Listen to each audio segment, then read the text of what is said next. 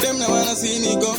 Them no Mr. Sofa, na Baba Ashley. Impact chinon chumam sisile. Kuchindi go sonyarar. Bangwe vakatonchera vachit marar. Takan kapandam kaston da parar.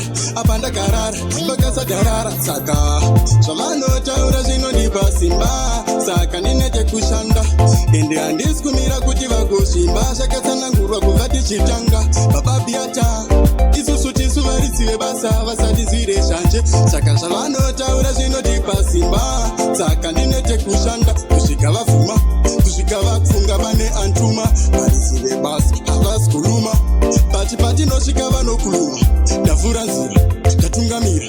Vachishora panjigeza netingamira.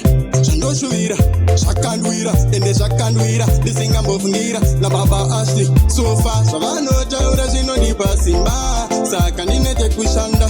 Ende handisi kumira kuti vagoshimba. Zvakatsanangurwa kubva tichitanga. Baba Biata, isusu tisu varidzive basa vasati nzire shanje. Saka zvavanotaura zvinondipa simba. Saka ndinete kushanda.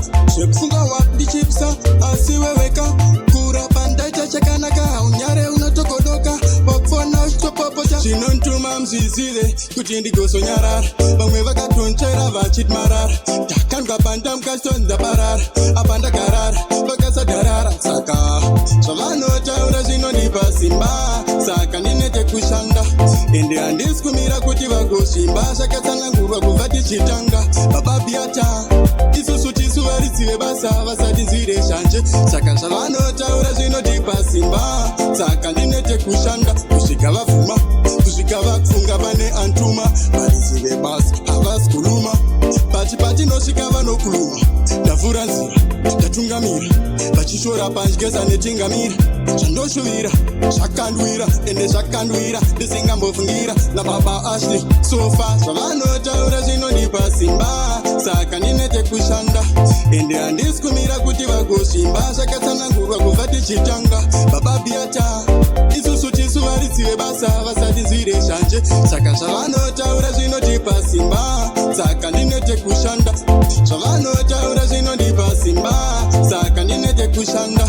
Ende handisi kumira kuti vagoshimba. Zvakatsanangurwa kubva tichitanga. Baba Biata, isusu tisu varidzive basa vasati nzire shanje. Saka zvavanotaura zvinondipa simba.